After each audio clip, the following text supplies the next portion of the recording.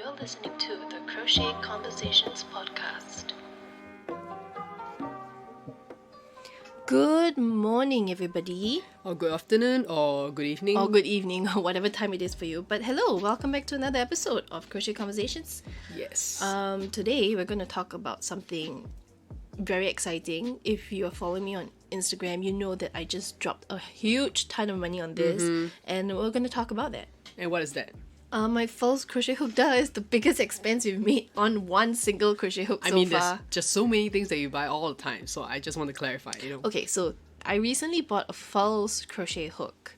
And I've been wanting one for a long time, but I've never been able to justify the price that we pay for it because although it's like 30 USD or something after we include shipping and we do the fees back in Singapore dollars. After we do the conversion, it's really expensive, and I've never been able to justify paying that amount for it. It's quite a big brand, right, in the US? It's one of the bigger independent brands in the US. But I finally did it. I caved because this particular crochet hook was made in collaboration with Pride Month. Not in collaboration, but in honor of Pride Month. And many people are getting angry over that. Really? Yeah, if that's possible to get angry over crochet. But so that's something we're going to talk about in this episode because being this whole topic of LGBT is very near and dear to our hearts because we are one of those hashtag made with pride brands. So, and we're also going to talk a little bit about crochet hooks in general because our last episode we did touch a little bit on crochet hooks, but because it was an episode on tools, right? On crochet tools, but not we didn't really dig deep into it. So let's just start with the different kinds of crochet hook you can get.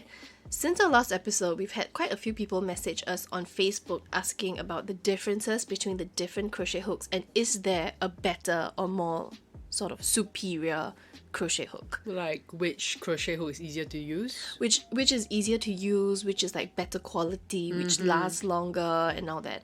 So I thought that we'd have a little segment on this. So let me just break down the different kinds of crochet hook you can get. Basically, it's broken down into types and material. So basically, types is just ergonomic versus non-ergonomic. And the different material is you can get the standard metal ones. There are also lots of plastic ones. There are wood ones, which is some of them is bamboo, or there are others that is pure wood, maybe oak or walnut. Oh wow, okay. Yeah, and these are totally hand carved, so they're so there's a particular crochet hook that I want to get. It's all wooden one, but it's possibly more expensive than the false crochet hook. I mean, it's handmade, right? It's entirely handmade. Every single one is going to be different. Yeah, and I follow this brand on Instagram, and she shows it's run by her and her husband. So it's kind of like us, where it's a home-based brand. They run it out of their home studio, and they actually carve out the crochet hooks themselves. And sometimes they post time lapse and all that. So that's something I really want to get. So so bamboo hooks and actual wood hooks, and there are also resin casted crochet hooks as well as clay crochet hooks. Okay. Or clay handled. When you're talking about ergonomic kind of hooks, what do you mean? So ergonomic hooks are the kinds that are not just one long slim hook. It's got sort of a handle. So basically, if you think a spoon or a fork, there are different kinds you can get, right? So if you think about how a spoon and a fork looks like, the entire handle and the spoony part is all in one section. It's all one piece that's sort of casted into one piece versus the kinds that has got an additional handle add-on. Okay, right, I understand. So it makes it thicker. Based on the design, it's easier to hold, it's easier to... Yeah, that's right. So that's very similar to crochet hooks as well. Okay. Those are the different kinds of material you can get. There's no particular one that is better than the other per se. I personally prefer metal ones because I feel like they last longer. And of all the metal ones, I like the powder coated one. So that is the grey, the entirely grey sort of smooth matte feel. Have you tried all the crochet hooks before? Oh, definitely not, because there are so many different kinds of crochet hooks. So there are different brands as well. You can get the popular ones, which is Clover or Boyle or Susan Bates, and those are the ones that you find at either Golden Dragon or Spotlight. Those are the real popular ones. But there is also a huge world or community of handmade crochet hooks. Those small independent brands the resin casted ones with the gold flakes in it, or some of them have water in it. Water? or some sort of gel or whatever, so that it makes the thingies inside float around. I bet if there's a bejeweled one, you totally get that. Yeah, I totally would get a bejeweled one. And these different brands just basically are like, so for example, Clover, it's a Japanese brand, and like Boyle and Susan Bates are the American brands. And there are different reasons why you would choose one crochet hook over the other. This is really like down to your personal preference, and unfortunately there's no way for me to tell you Which one is better, because you just have to spend money to buy them all and just try it out and just give it a try. You will find that there are hooks that you never ever reach for because maybe, you know, the neck is too long or the nose is too big or whatever, and there are others that you would just reach for all the time that the coating wears off. Like, I have so many of those the kind of metal hooks. ones, yeah. Yeah, the ones that the coating wears off. And obviously, the cheaper the crochet hook, the cheaper the quality. If you just go on AliExpress or, you know, Taobao and buy one of those like bamboo sets, they look really pretty, but sometimes they splinter, for example. Oh, okay. Sometimes they catch on your yarn. Sometimes just the way you crochet, the way you hold your crochet hook, maybe the nose might be too long. Yeah. So what I've noticed is that like Clover, which is like the Japanese brand, the one with a really nice handle that you can get from Golden Dragon, they have a really a slightly longer, skinnier neck and a blunter, shorter, rounder nose. So if you're someone that likes to hold your crochet hook like the knife way, maybe something with a shorter neck might work better for you because you have a smaller range of movement, for example, versus if you are somebody who likes to hold it like a pen, you know, you just have to figure out and find what works for you. This is a very personal thing. Yeah, that makes sense depending on how I'm holding the crochet hook as well. Yeah, right? That's right. So like some people ask me, is there a right or wrong way to hold your crochet hook? There's really no right or wrong, just from the very simple fact that no one has been able to find the origins of crochet far back enough to determine what was the original way that crochet was intended to be. An example of how I like to say that is, you know, there's a huge debate about toilet paper, whether it goes over or under. Yeah. So basically, I think that the correct way is for toilet paper to go over, because when they found the original pattern for a toilet paper roll and holder, the diagram was patented for over. Okay, but for crochet hook, we kind of have no idea. It goes know. too far back. Yeah, and crochet has sort of sprouted out in many, many different regions of the world at the same time. So it's not fair to say that it originated from like China or from Europe or whatever, because there have been reports of crochet in small independent communities that archaeologists and like historians say that there's no way that these two tribes or groups of people who have ever come across. So it's very difficult to pinpoint the original correct way to hold it. Yeah, you probably can keep going on about the history of crochet, which could probably be a podcast on its own. Yeah, I would love to like do some research into the real like history of crochet and like present that in an episode as well. Let me know if you guys would be interested in that, because I certainly would be. It's very similar to the way you hold a pen. Yeah. There are people who say, oh, there is a right way to hold a pen or a pencil. But actually, no, there isn't, because everybody's hand is different, right? Yeah. Everybody like sort of has different like abilities and movements. So there's no right or wrong way. Whatever works for you works for you. I realized that you use both, really depending on what you're doing. Like if you're using a certain kind of crochet hook, sometimes you hold it in a knife way versus the pen way. Yeah, I it's something that I've had to train to learn to do. I usually never ever hold it the knife way because I just find it just works funny for me. But over time, I've come to understand the importance of being able to sort of adapt to both ways, because it helps my process of crocheting go so much smoother and faster, and I'm not struggling so much. Because if you're holding, say, a very thick crochet hook and you need a very wide range of movement, then the knife way is better for you. Yeah, but it's not easy, right? It's kind not. of train yourself to be able to use both styles. So when I first started, systematically, I would, because I hold it the pen way, or the pencil, or the paintbrush, however you want to say it. I hold it that way. And so when I first started trying to hold it the knife way, after a while I noticed I just subconsciously switched back into the pen way, and I have to go, okay, now I have to remind myself to keep on holding it the knife way. Right. But like these days it's like second nature for me now. let's talk about the real thing that we want to talk about, which is the LGBT false crochet hook, and why there are so many people getting angry over this crochet hook. This episode is really spurred on by my excitement about getting my false crochet hook. Your very first one, right? My very first false pride crochet hook, and really like scouring their Instagram and like trying to plan for my next crochet hook that I want to get from them. No, not yet. So, anytime soon. Yeah, so because of that's when I discovered this whole world of angry people bombarding false Instagram with angry messages about their supposedly pride hook. So this whole issue is about talking about the pride hook. Yeah. Okay, so for those of you who don't know what false crochet hook is, and I keep mentioning it, and if you're confused, let me like clarify what that is. Basically, false is just an independent crochet hook maker, and based on what I can gather from their Instagram, they're also like a small business run from their home garage, I think. Okay. Based on what I see. And they produce really beautiful like wood carved, which is like the wood turned carved crochet hooks, as well as resin casted crochet hooks. Okay, so these are the type of crochet hooks that they have. Yes, correct. But what makes them special is that they don't have their ergonomic style, which means they have a handle, but everything is cast into one thing. So it's not like a crochet hook with an add-on for a handle. Everything is one solid piece. Okay, I see what you mean. It's not like a crochet hook and then on top of it I add the handle, yeah. Right. So you know how it looks like because we just received it. So it tapers into a really fat bottom. And it looks like a worm a little bit. It looks like a snake that has had its dinner. Yeah. Oh yeah, that's right. It looks like if you've ever seen a picture of a snake who has had a huge like dinner, that's what a false crochet hook looks like. Or you can head to my Instagram and check it out. I've posted so many videos on my TikTok. I've been addicted to TikTok lately. Yeah, she's like only using the false crochet hook. I only use the false crochet hook now because I love it so much, and it's $70. So I need to sort of make it worth my $70.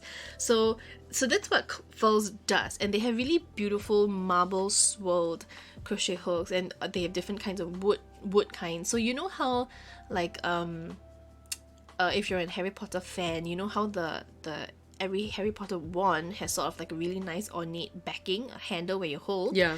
So lots of false crochet hook have that really nice sort of like wood turn and wood carved a backing handle. Okay, I'm gonna check out their designs all now. the rest, yeah. Yeah. So recently, in the start of June, False sort of released this crochet hook, which is the one that I bought, which is in collaboration or in honor of Pride Month, and it is like all the colors of the rainbow all poured into one crochet hook. So I say poured because this particular crochet hook is the resin poured one. Okay. It's a resin casted one, and it's so beautiful. So I thought that, this is our time.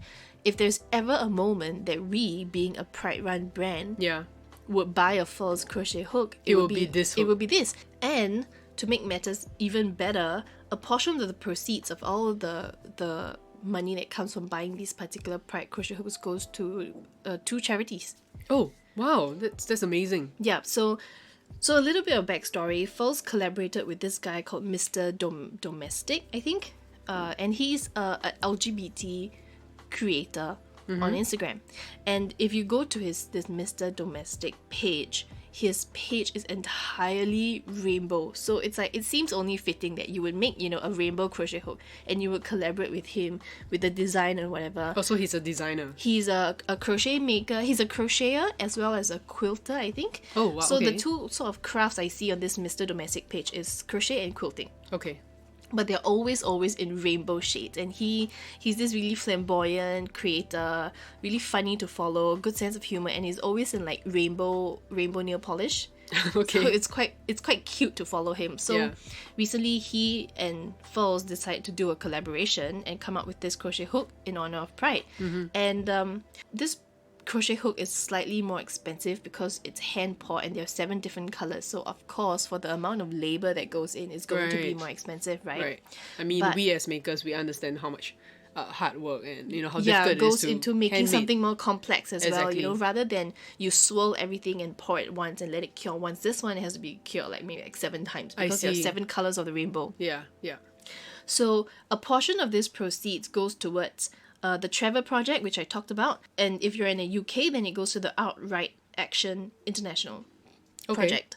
So it supports both the US and the UK LGBT like sort of communities. Yeah, that's right. So for those of you who don't know what the Trevor Project is, it's basically a suicide prevention and crisis intervention a company providing like assistance to the LGBTQIA like sort of youth, like the queer and questioning youth. Right. So if you're like, say, like a young person under 25 and you're having like suicidal thoughts because you're not sure what, you know, this LGBT, what and queer you're is. not really getting the support that you need. Yeah, and so Trevor Project reaches out to these people, and I think it's a great organization, and I've been following them for a while, and I really appreciate what they do. Yeah. So that's for the US based organization, and in the UK it's Outright Action International, and they're basically very similar to the Trevor Project but based and started within the UK, but they offer you assistance to all LGBTQIA plus people, and they're dedicated to fighting the human rights of these this community. So whether it's like you need like financial assistance or you know, like COVID relief or whatever, or like housing relief, or if you get like fired, emotional support, suicide prevention, like if you get fired from your job because based on the fact that you're LGBTQ and it's not right, then they would sort of speak up for you. I see. Okay. So I think that this is sort of an amazing thing that they're doing. Yeah. And only when I was scrolling through their False Crochet Instagram page recently that I realized that people are starting to get angry. And actually, I didn't see the people's response first. I actually saw False response saying response to those comments. Yeah, so I was confused because first I see False posting about, you know, how they're gonna put a portion of the proceeds to the Trevor Project, and there's a pride hook and yada yada yada, and everything seems so bright and happy. Yeah. And then the next post I see from them is them saying, I'm so sorry about, you know, this crochet hook, we didn't mean to offend anybody, and da da da da da. So you went to go and find out. Like, so I went to look more into it, and to find out that people are now angry at them because they think, they being the audience, the people like us, they think that False is just putting an increased price, like they're upping the price of it, just so that they can claim they're donating to the Trevor Project. Oh, I see. So people are saying, what is the point? You make us pay extra for it.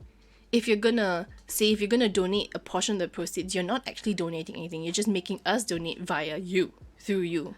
Okay. So that's the controversy about this hook. Yeah, and so that also got me really thinking about how many brands out there are just slapping on a rainbow product. So okay, let me read you a little bit about what people are saying.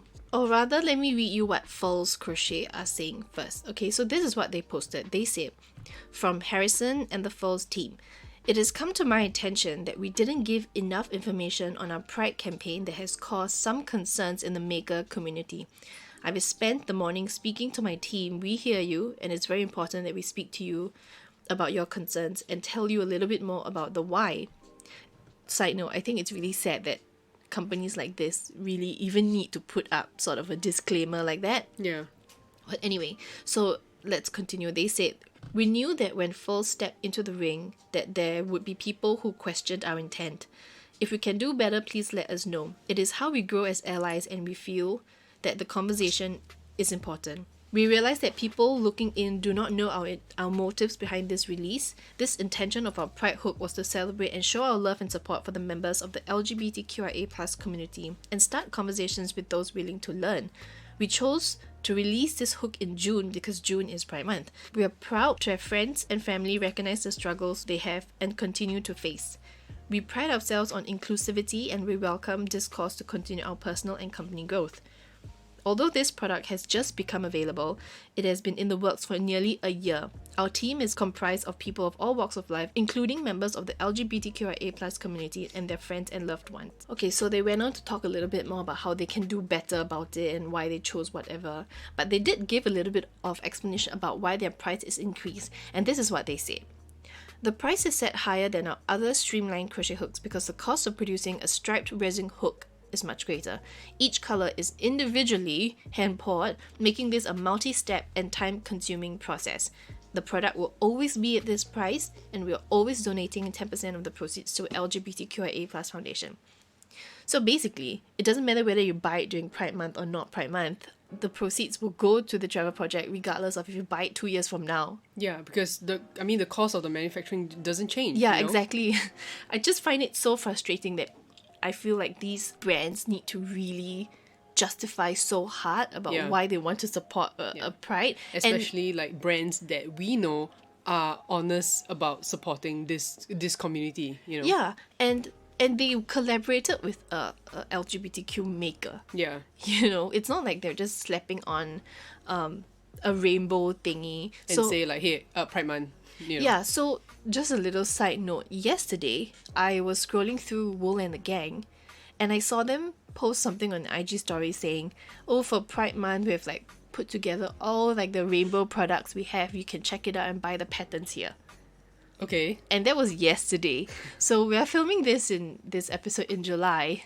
And it's just funny because do they not realize that Pride Month was last month? Yeah. And it's things like that that make me question the authenticity of certain brands when they say, oh, we support, you know, this is that. Yeah. And this is not me criticizing these companies because like us, I feel like we don't have sort of the social arm of our business yet because we're still growing. Yeah. But we do what we can, and like what I'm passionate about is really sustainability, and we've talked about this before. Yeah. And I feel like although I'm not like donating a portion of what Crooked Crochet earns, it's still something that I take into consideration when I'm making something, and I know that I'm taking personal steps, you know, sort of to help. And I've never really seen like a few of these. So during Pride Month, I started seeing a lot of brands posting about Pride Month, and you know, like here are 1 or 2 examples that, you know, we have done to sort of like prove that we are allies. Yeah, allies, that's the word. And I'm just reading their comments going, are you really though? Because I have never seen you mention anything about this before, you know, before Pride Month happened. And it's very similar to like, you know, when Black Lives Matters, the BLM movement first started, everybody started jumping on it. Yeah. Whether or not they were really supporters or whether they were really allies of it. I mean, obviously this has to be a continuous support. It's not just like, oh, when an issue comes up or, you know, it's like a marketing thing and then you start to only talk about it then. Yeah, and it feels like a very complacent thing to do. Like, oh, it's... You know, this is not like Father's Day where you come up with a Father's Christmas. Day... Yeah, a Father's Day kit or a Christmas kit that you buy at one time and that's it. You know, this is an actual movement that affects people. Yeah. This is an actual topic that people have to live and struggle with. Yeah, exactly. You know, I would love for us, for Crooked Crochet, to sort of develop within the LGBTQ community and like give back somehow. We're still figuring out our path, and I think that it's something that consumers need to remember that brands are also doing. They're also trying to figure out, A, can I give help? B, how do I want to give help? And C, how can I do it in a way that would be best accepted by the people? Yeah, I think the problem now is in society, whether you do something or not, or you don't do something about it, everybody has something to say. Yeah, that's right. You know? Whether you do or don't, you're damned either way, you know? Exactly. So I think that's a lot of issue for businesses in wanting to do something, and at the end of the day still having the need to apologize or give some sort of explanation to why they're doing what they're doing. Yeah, and I've felt so strongly about the people commenting about furls. So there were lots of really nasty comments, which now that I'm looking through the Instagram, I think they've maybe deleted some of them, which they rightfully should, because the language that some people used was really horrendous. Oh no. So I decided to comment something as well. I decided to get in on the drama. But I felt like I needed to say something because as a member of the LGBTQ community, and as another small business run with like we are running our small business within the family, I think it's important that I also step up as the face of Crooked Crochet's to brand. say something about this to thing. say something in support of this people attacking furls. Yeah. So I said, and I even needed to put a disclaimer. So before I put my comment, I put bracket disclaimer. Speaking up as an LGBTQ maker and company run by me and my partner, I said that I think we need to be patient when it comes to accepting new allies in our community.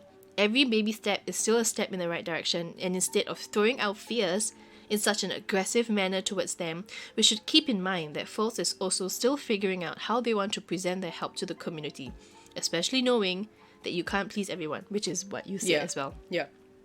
I see the dedication to responding and acknowledging concerns that we have as a great first step towards greater support.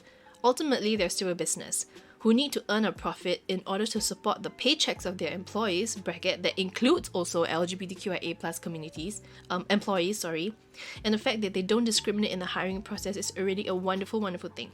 So thank you, and I'm looking forward to receiving my crochet hook. So that's what I said in the comment, because I feel like it was important that we sort of speak up too, and sort of let them know that, hey, you're doing a good job also, like, please continue, right? Yeah, because I think roles reversed.